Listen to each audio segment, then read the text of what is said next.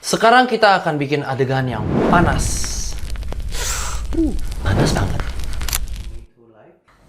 Kita coba ya kalau kita racik. Maybe with mayonnaise.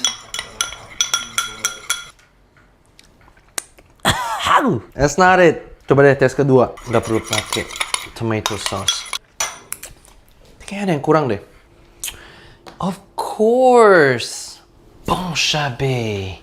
Of course it's Bon Chabé. Yeah. You're just watching me. Okay, so I'm gonna add.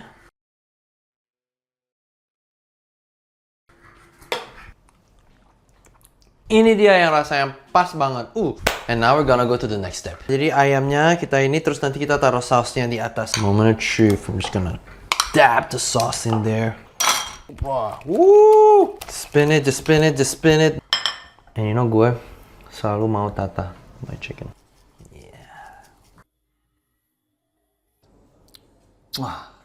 Sekarang kita akan coba racikan gue with the Bon Chabé on top.